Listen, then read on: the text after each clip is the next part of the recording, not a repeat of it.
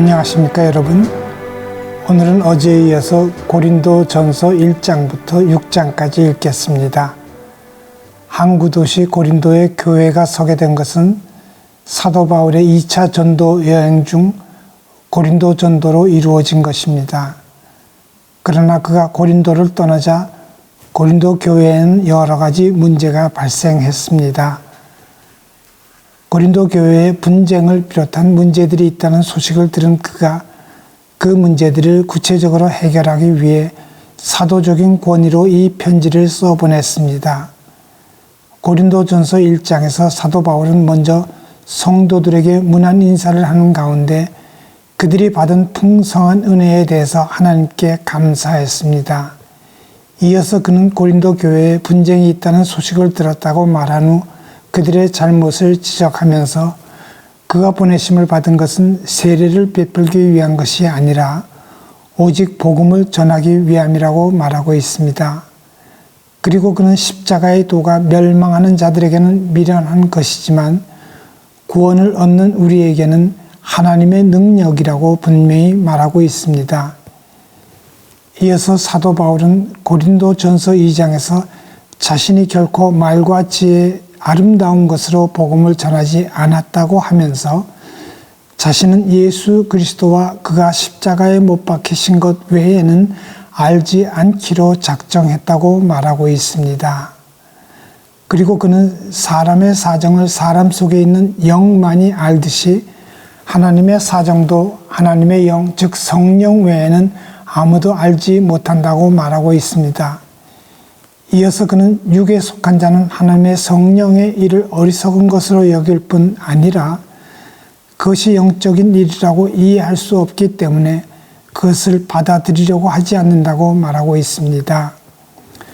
고린도전서 3장에서 사도 바울은 자신의 가르침이 전반적으로 단순한 이유를 밝히고 있는데 특히 그는 고린도 교회 성도들을 어린아이로 취급하면서 그들을 밥 대신 젖으로 양육하는 이유를 말하고 있습니다.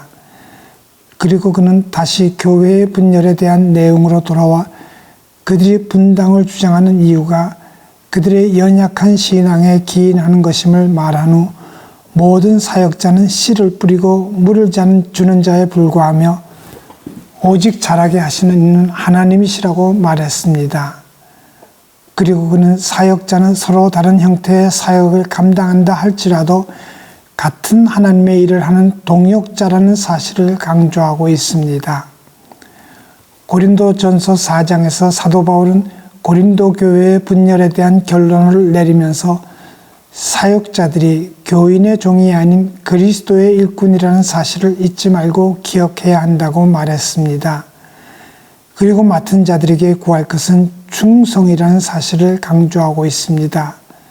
지금까지 고린도 교회 성도들의 분열을 책망한 그는 어조를 바꾸어 부드러운 말로 권면하면서 자신을 본받는 자가 되라고 말하고 있습니다.